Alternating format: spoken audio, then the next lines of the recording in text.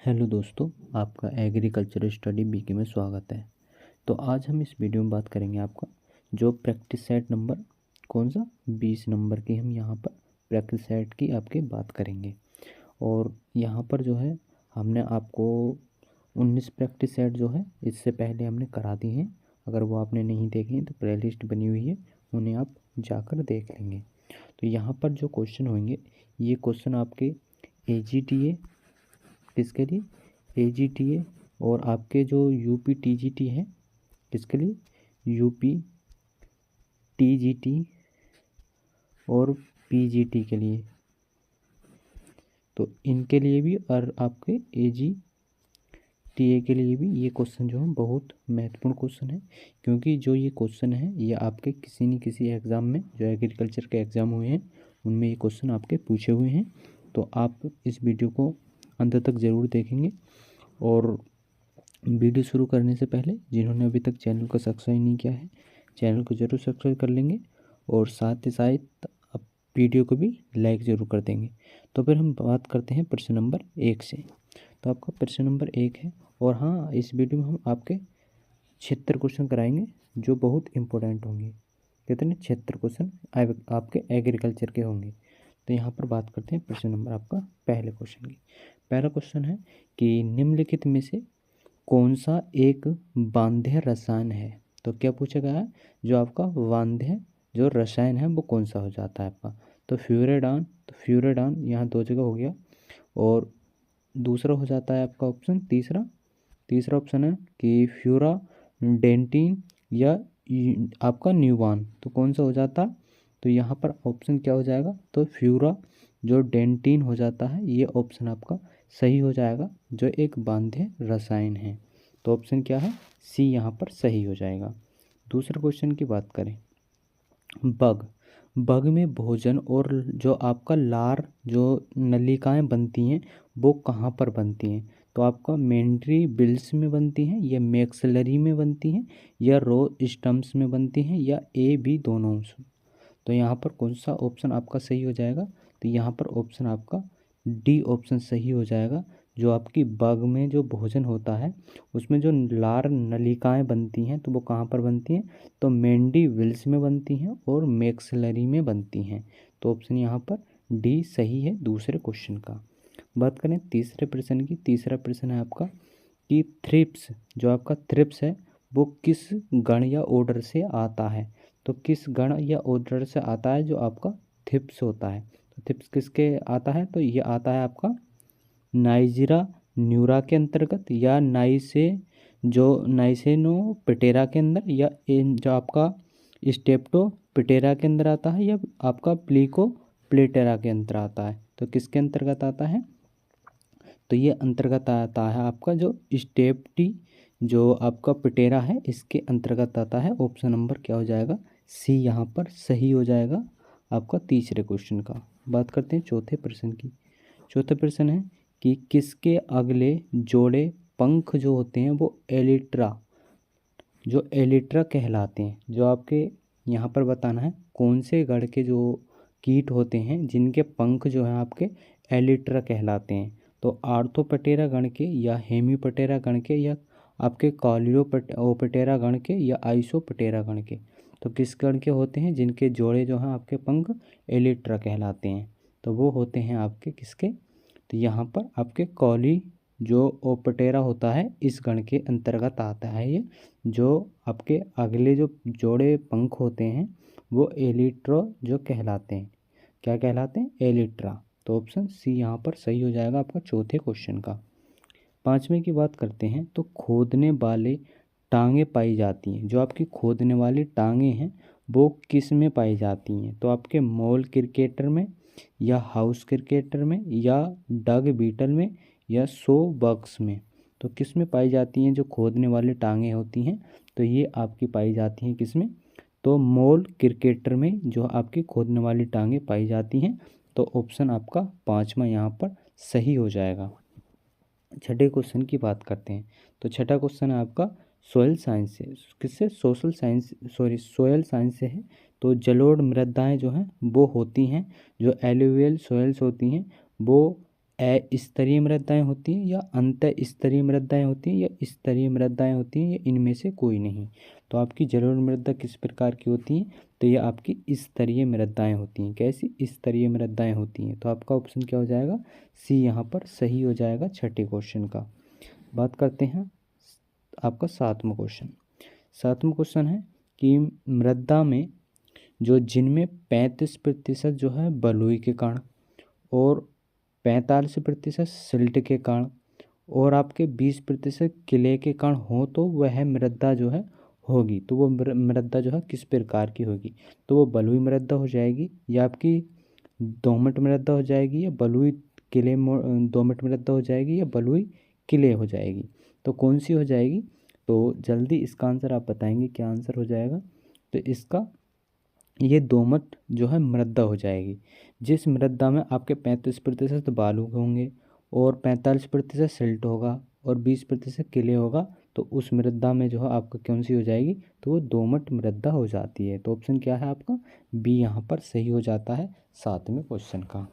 आगे बात करते हैं आठवां क्वेश्चन। आठवां की जोड़े में बोए जाने वाले जोड़ों में बोए जाने वाले जो आपके गेहूं के लिए जो उपयुक्त मृदा का तापक्रम होता है। तो यहाँ पर किसका पूछा गया है? तो मृदा का तापक्रम कितना होता है? तो यहाँ पर जल्दी बताएंगे क्या आपका तापक्रम हो जाएगा गेहूं की बुवाई के लिए? तो यहाँ मृदा में पूछा हुआ है, तो 5 से 35 सेंटीग्रेड तापमान, 15 से 27 सेंटीग्रेड तापमान या 12 से 20 सेंटीग्रेड तापमान या 35 से आपका 40 सेंटीग्रेड तापमान। तो कितना होता है इसके लिए? तो इसके लिए तापमान रहता है आपका 15 से 27 सेंटीग्रेड तापमान। किसके लिए? जो आपके जाड़े में जो गेहूँ बोए जाते हैं उसमें। तो ऑप्शन क्या हो जाएगा? बी ऑप्शन सही हो जाएगा आठवें क्वेश्चन का। नवें क्वेश्चन की बात करते हैं। नवा क्वेश्चन आपका कि मृदा जिसमें उपलब्ध P2O5 की मात्रा 20 किलोग्राम प्रति हेक्टेयर से कम हो तो उसे रखते हैं, तो उसे किसके अंतर्गत रखेंगे? तो आपकी निम्न श्रेणी के अंतर्गत या माध्यम श्रेणी के अंतर्गत या उच्च श्रेणी के अंतर्गत या अति उच्च श्रेणी के अंतर्गत। तो उसे हम जो है कहाँ रखते हैं? तो उसे हम निम्न श्रेणी के अंतर्गत रखते हैं जिसमें उपलब्ध होते हैं P2O5 की मात्रा के अनुसार जो है 20 किलोग्राम प्रति हेक्टेयर से कम। तो ऑप्शन क्या हो जाएगा? पहला ऑप्शन आपका सही हो जाता है नवें क्वेश्चन का। 10 क्वेश्चन की बात करते हैं। 10वां क्वेश्चन है निम्नलिखित में से कौन सा एक सीक्रेट बीटल, कहाँ से पूछा हुआ? सीक्रेट बीटल कौन सा हो जाता है?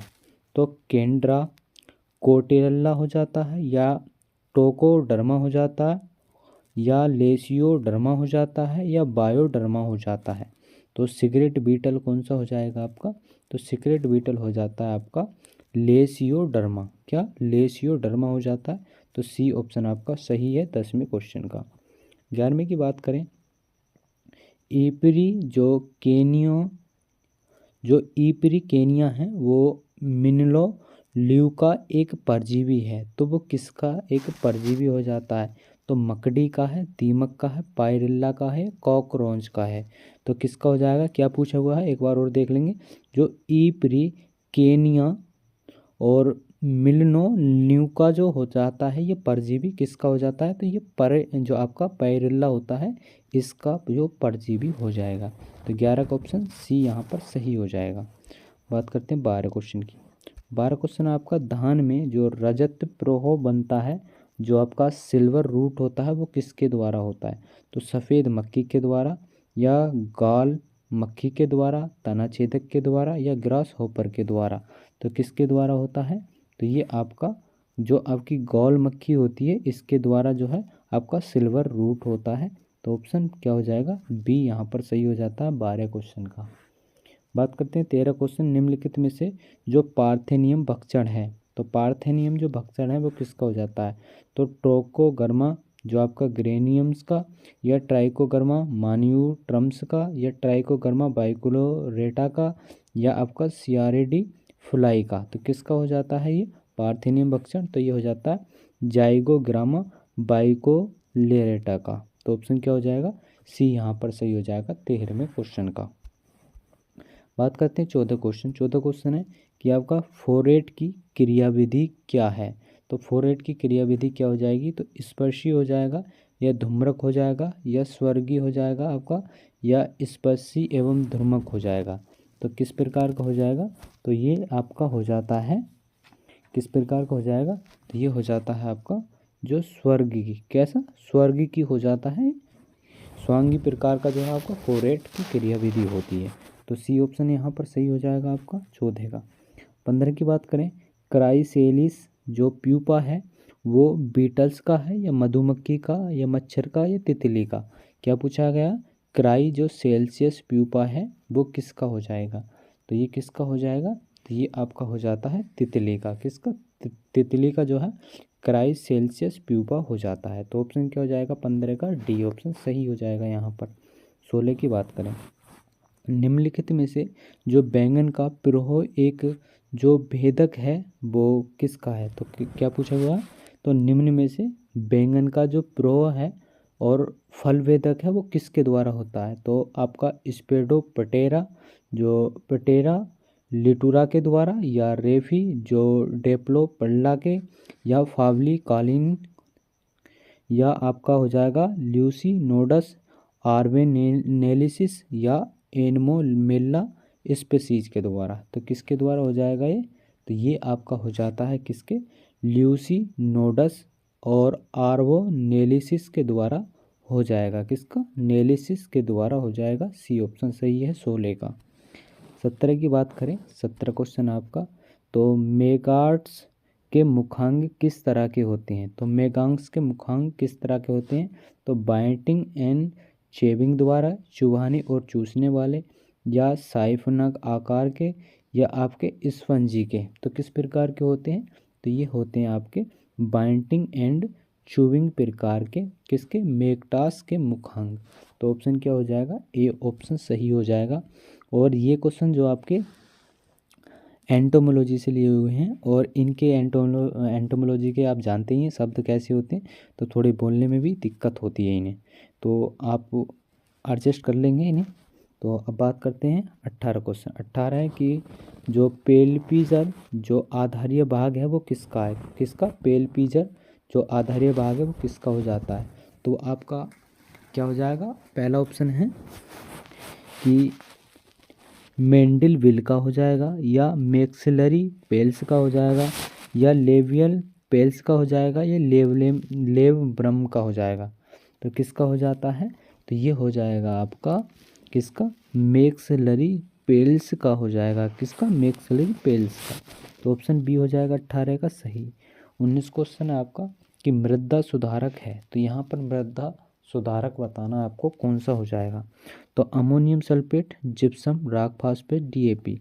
तो ये आपका जिप्सम हो जाएगा कौन सा, मृदा सुधारक। तो ये क्षारीय मृदाओं को, जो क्षारीय मृदाएं होती हैं उनके सुधारने के जो है इसमें प्रयोग करते हैं। अम्लीय मृदा में आपका चूना का प्रयोग करते हैं। आगे बात करते हैं 20 क्वेश्चन। 20 क्वेश्चन आपका कि मृदा में जीवाश्म पदार्थ की मात्रा ज्ञात करने के लिए जीवाश्म कार्बन की जो मात्रा किस गुणांक में जो है गुणांक से गुणा करते हैं। जैसे आपकी मृदा में जीवाश्म पदार्थ हैं, अगर उनकी मात्रा ज्ञात करनी है हमें, तो जीवाश्म कार्बन की जो मात्रा है उसमें हम कितने की गुणा करेंगे, जो हमारी क्या निकली आए, जीवाश्म पदार्थ की मात्रा निकली आए।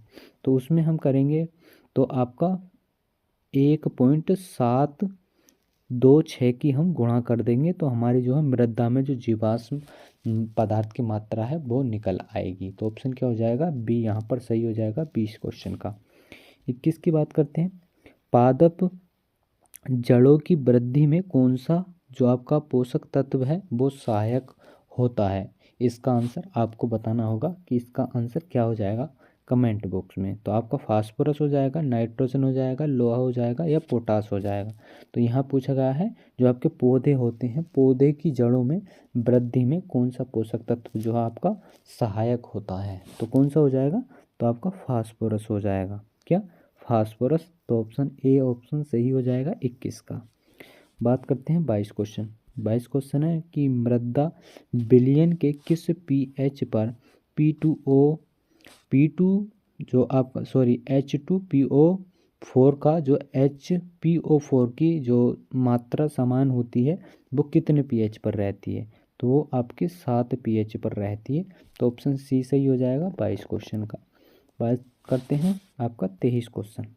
मसूर जो आपकी है, जो मशरूम है, वो संबंधित किससे हो जाती है, तो विषाणु से हो जाती है, आपका बैक्टीरिया से हो जाती है, या फफूंदी से हो जाती है, या शैवालों से हो जाती है। तो किससे हो जाती है जो मशरूम है, तो ये मशरूम जो हो जाती है आपकी, तो ये फफूंदी के द्वारा होती है। किसके? फफूंदी के द्वारा। तो ऑप्शन क्या हो जाएगा? सी ऑप्शन सही हो जाएगा आपका 23 क्वेश्चन का। 24 क्वेश्चन की बात करें, अन्न वाली फसलों की जो फास्फेट उर्वरक उपयोग क्षमता होती है, तो यहाँ पर क्या पूछा गया, जो आपकी अन्न वाली फसलें हैं उनकी फास्फेट उर्वरकों की जो उपयोग क्षमता है वो कितनी होती है, तो कितनी होती है, तो 20% होती है। कितनी? 20%। तो ऑप्शन क्या हो जाएगा? पहला ऑप्शन आपका सही हो जाएगा आपका 24 क्वेश्चन का। 25 की बात करते हैं, तो 25 क्वेश्चन आपका कि उत्तर प्रदेश में जो सिंचित पारितंत्र में सामान्य दशाओं में बोई गई चने की जो फसल है वो कितने दिन में पक के तैयार हो जाती है, तो 150 से 155 दिन में, 135 से 140 दिन में, 120 से 125 दिन में, 115 से 120 दिन में। तो यहाँ पर आपसे पूछा गया है क्या सिंचित पारितंत्र के सामान्य दशाओं में बोई गई चना की जो फसल की जो अवधि है कितने दिन में पककर तैयार हो जाती है, तो वो हो जाती है आपकी 150 से 155 दिन में। तो ऑप्शन क्या हो जाएगा? पहला ऑप्शन आपका सही हो जाएगा 25 क्वेश्चन का। 26 की बात करें, निम्नलिखित में से कौन सा नाइट्री जो आपकी नाइट्री फिक्सेशन को प्रभावित नहीं करता है, तो नाइट्रोजन आपका जो है उसको प्रभावित कौन नहीं करता, तो बीज नहीं करता। वायु भी करती है, तापमान भी करता है, नमी भी करती है, लेकिन आपका बीज नहीं करता है। तो ऑप्शन क्या हो जाएगा? तो 26 का आपका बी हो जाएगा। बात करते हैं 27 क्वेश्चन। 27 है कि जिंक फास्फेट को निम्न में से किसके साथ मिलाकर प्रयोग नहीं करना चाहिए, जो आपका जिंक फास्फेट होता है इसको जो है किसके साथ मिलाकर जो है प्रयोग नहीं करना चाहिए, तो DAP, कंपोस्ट खाद, अमोनियम क्लोराइड और यूरिया।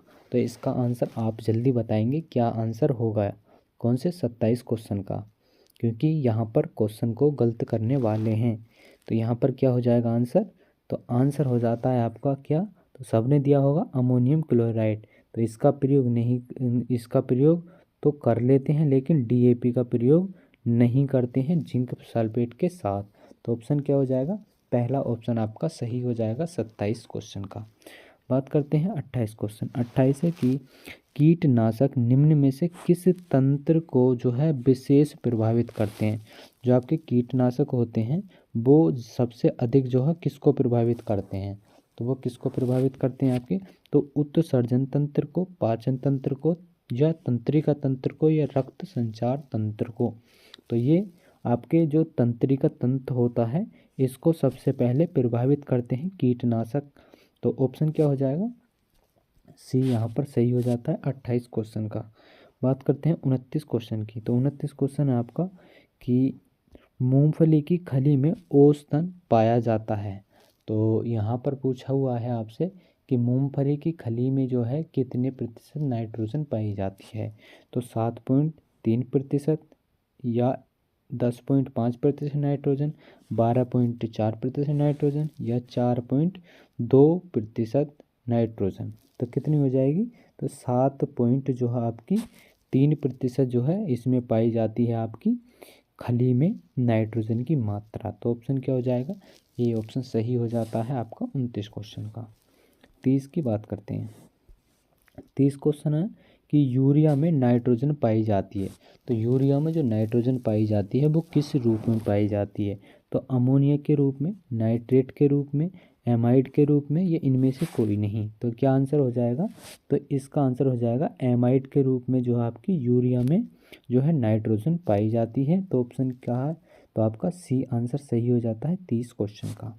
31 की बात करते हैं, नाइट्रोजन उर्वरक अच्छी अनुक्रिया प्रदर्शित करते हैं जब उनका प्रयोग किया जाता है, तो पूर्ण मात्रा बुवाई के समय मृदा में मिलाने पर, या पूर्ण मात्रा 2 भागों में देने पर, या पूर्ण मात्रा 3 भागों में देने पर या इनमें से किसी में भी नहीं। तो इस क्वेश्चन को एक बार दोबारा रिपीट कर लेंगे। यहाँ पर पूछा हुआ है कि नाइट्रोजन उर्वरक अच्छी अनुक्रिया प्रदर्शित करते हैं। तो क्या करते हैं, जो नाइट्रोजन होते हैं उर्वरक, वो अच्छी अनुक्रिया प्रदर्शित करते हैं जब इनका प्रयोग किया जाता है। तो कब प्रयोग किया जाता है, तो इनका प्रयोग जो किया जाता है वो पूर्ण मात्रा जो होती है 3 भागों में देने पर जो है ये अनुक्रिया का या अपना प्रयोग करते हैं। तो सी ऑप्शन सही हो जाएगा आप। तो यहाँ से जो है थोड़ा 1 सेकंड, तो यहाँ से आपका ऑप्शन, तो ऑप्शन हो जाता है आपका सी ऑप्शन। यहाँ से 31 का सही हो जाएगा क्या, सी ऑप्शन। बात करते हैं 32 क्वेश्चन। 32 है कि आपका प्राइमरी जो मैक्रो न्यूट्रिएंट्स होते हैं वो कौन से होते हैं। तो NPK या PKN या K और CAS या FEMN या CU, तो कौन से हो जाएंगे आपके। तो आपको सबको पता होगा जो प्राथमिक जो न्यूट्रिएंट्स होते हैं वो आपके कौन से होते हैं, तो वो आपके NPK होते हैं। और यहाँ पर बात करें जो आपके द्वितीय जो पोषक तत्व होते हैं वो कौन से होते हैं, तो आपके कौन सा हो जाएगा, कैल्शियम और आपका मैग्नीशियम और आपका जो है गंधक, ये आपके द्वितीय पोषक तत्व हो जाते हैं। तो आप इनको भी याद रखेंगे। तो आगे बात करते हैं 33 क्वेश्चन की।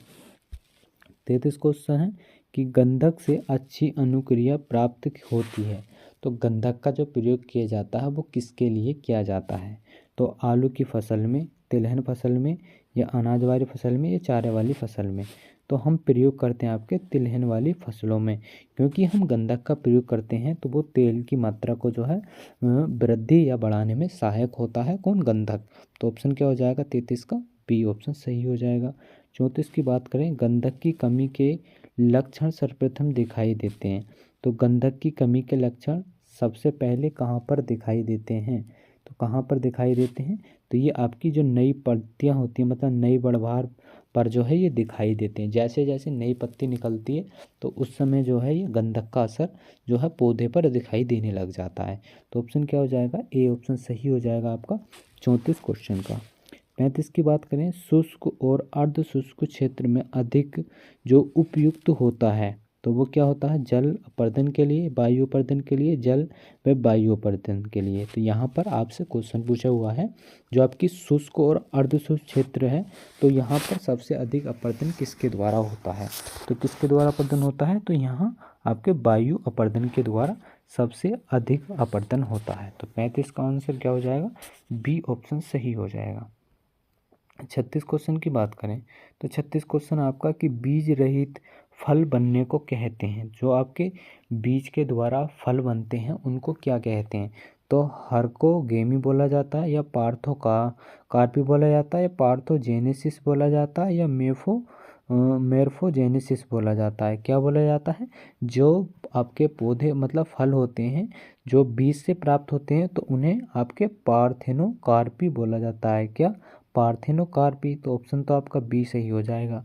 और जो बिना बीज के मतलब बगैर बीज के जो आपके फल बनते हैं उन्हें आपको पार्थेनोजेनेसिस कहते हैं।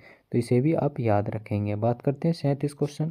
37 की डोलोमाइट का सूत्र क्या हो जाता है, किसका, डोलोमाइट का सूत्र। तो CaO हो जाएगा, CaMgCO3 होल ट्वाइस हो जाएगा या CaOH होल ट्वाइस या CaCO3 हो जाएगा। तो क्या हो जाता है डोलोमाइट का सूत्र आपका, तो ऑप्शन बी हो जाएगा आपका डोलोमाइट का सूत्र।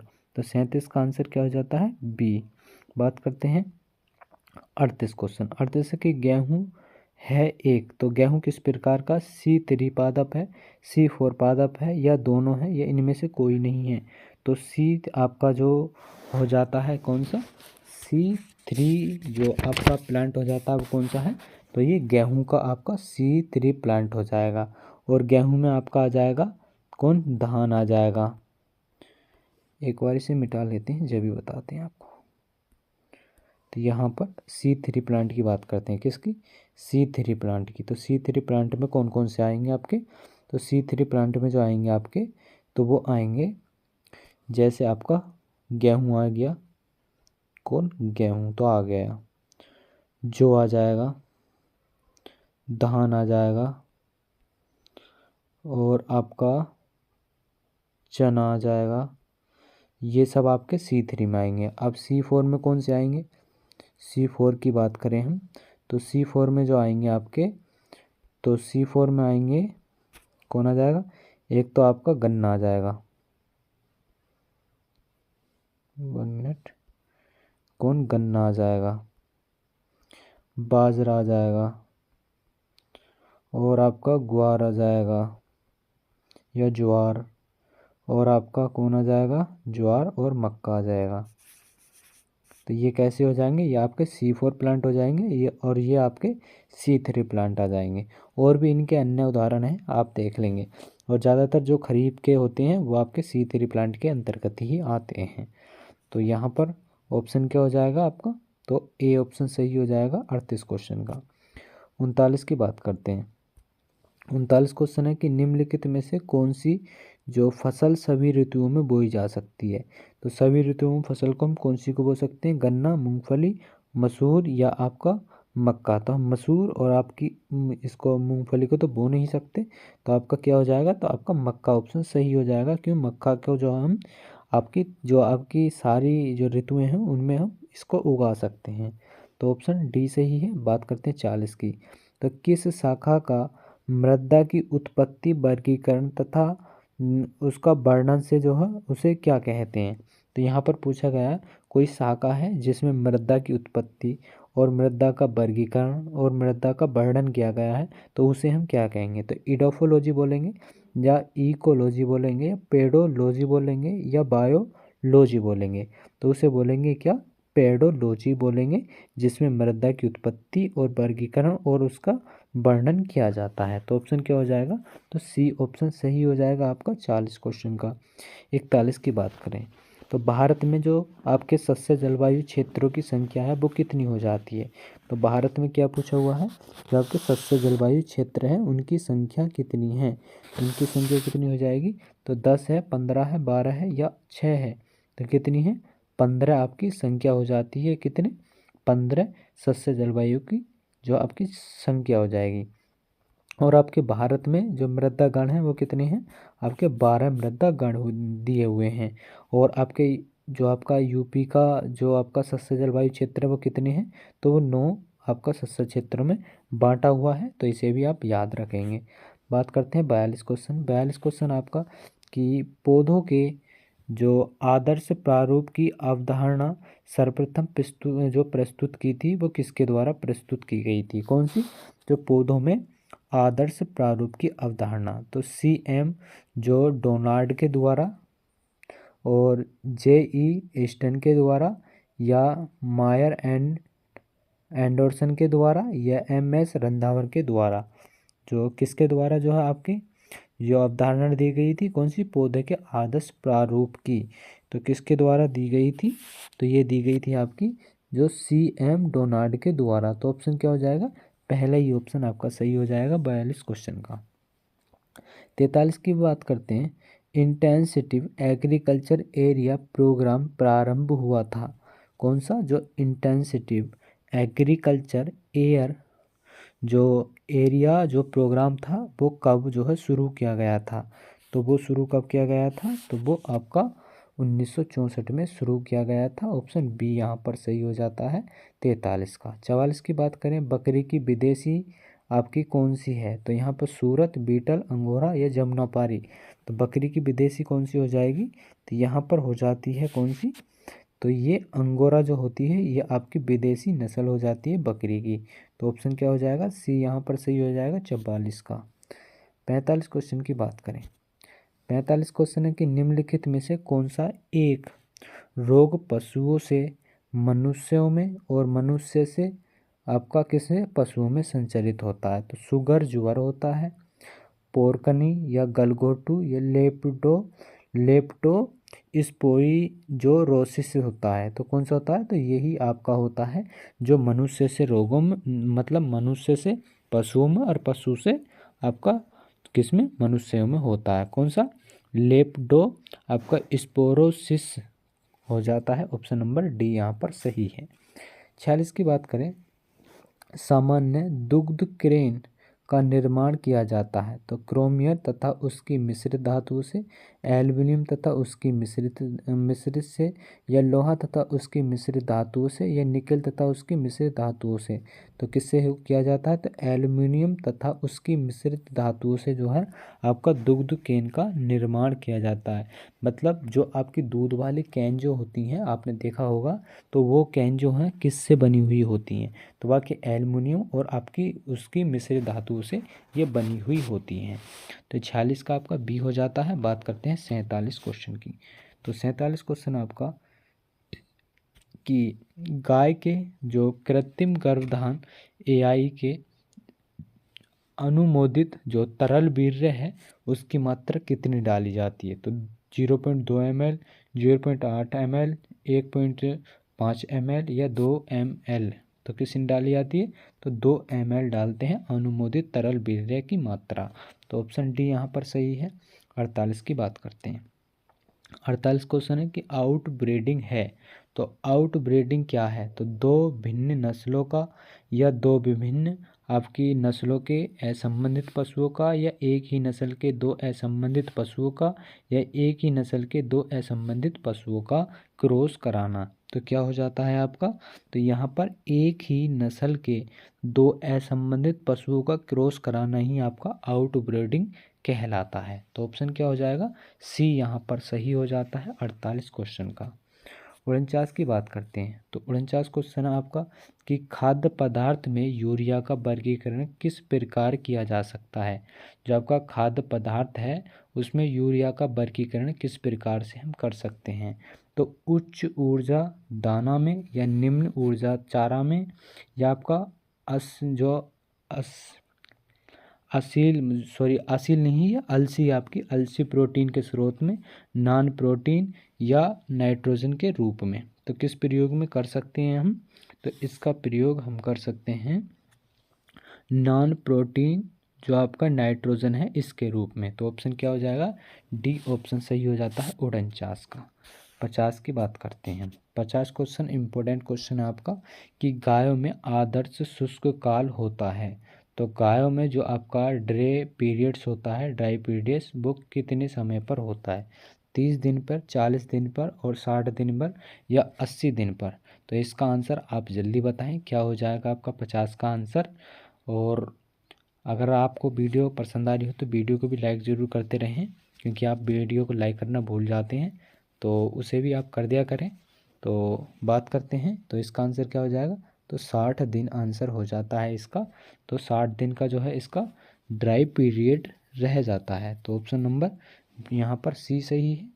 बात करते हैं 51 क्वेश्चन। ऑपरेशन फ्लड योजना संबंधित है तो कुक्कुट विकास से, आपका डेयरी विकास से, या भूमि विकास से, या बाढ़ विकास से? तो आपका किससे हो जाएगा? तो डेयरी विकास से हो जाता ऑपरेशन फ्लड शुरू। तो ऑप्शन क्या है?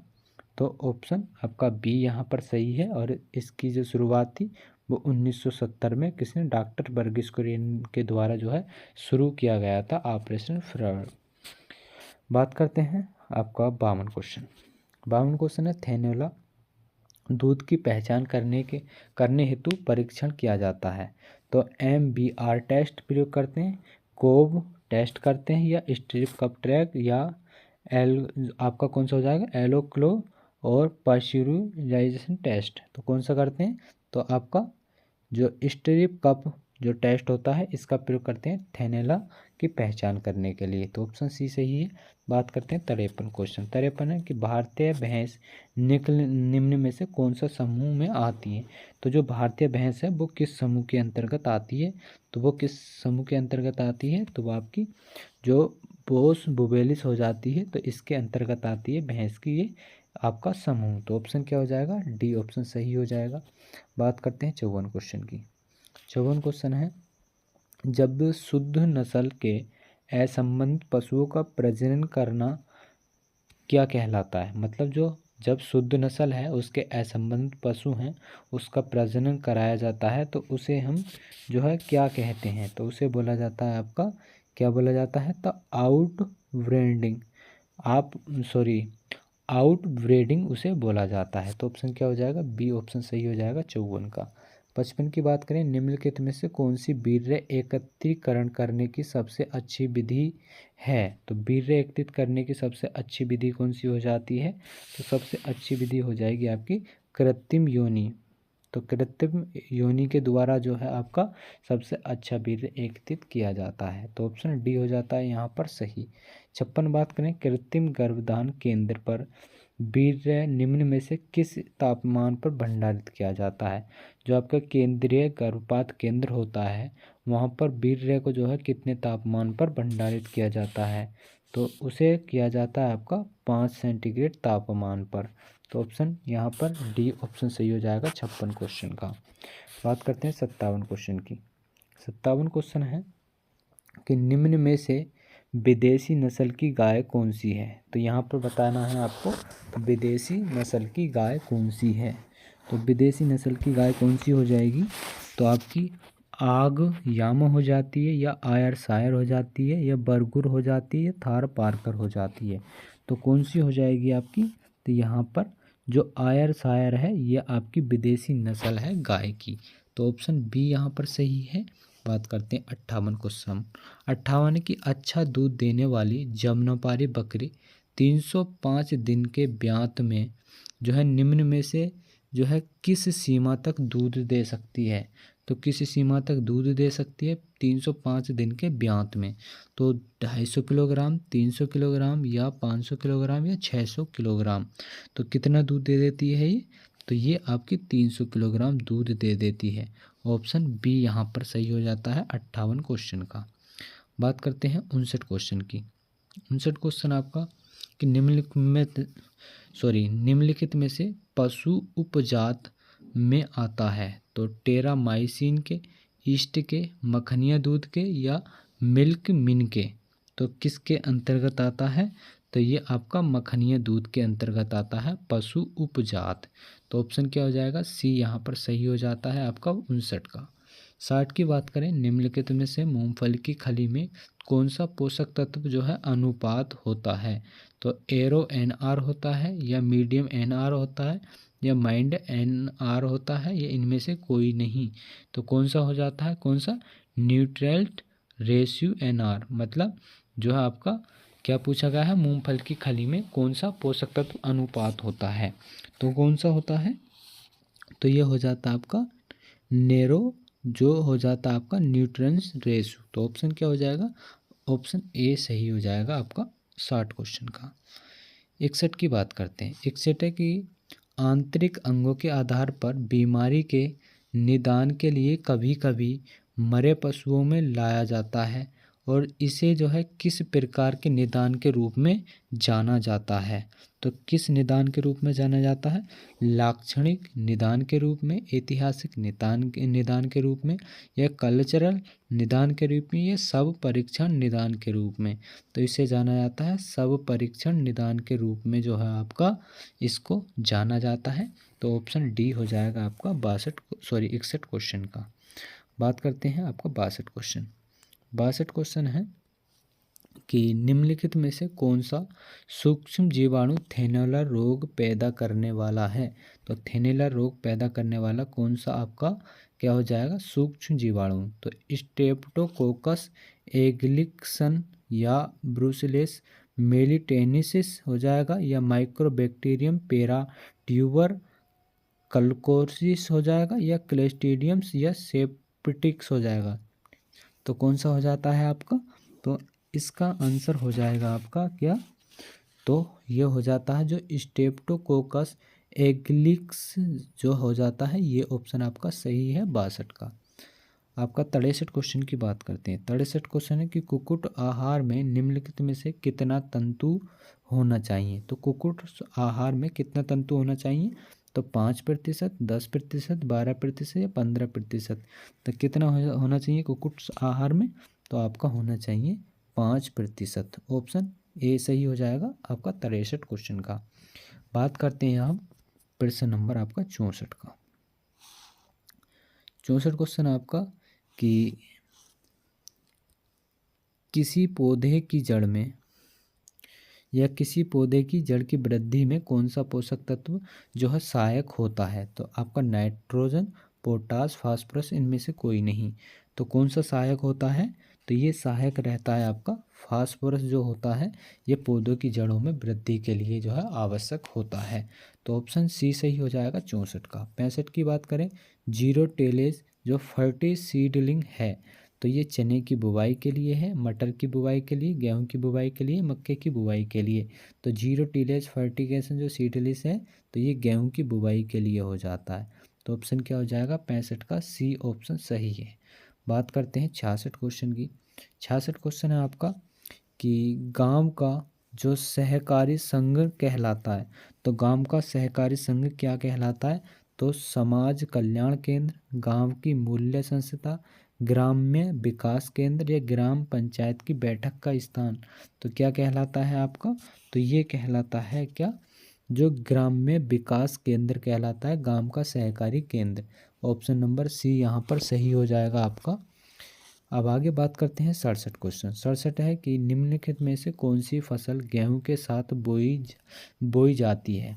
तो गेहूं के साथ कौन सी फसल जो ऑप्शन में दिए हुए हैं इनमें से बताना है कौन सी की बुवाई करते हैं। तो कपास की, मूंगफली की, सरसों की, ज्वार की। तो कपास तो बिल्कुल नहीं कर सकते हम, और मूंगफली आपकी फूल गोभी भी नहीं, और ज्वार भी नहीं। तो ऑप्शन क्या हो जाएगा आपका? जो है सरसों सही हो जाएगा। और इसकी बुवाई 9:1 में करते हैं। कितने? 9:1 में। 9 आपकी गेहूं की लाइन और 1 लाइन किसकी? सरसों की। तो इस प्रकार से जो है हम किसकी? गेहूं के साथ बुवाई करते हैं।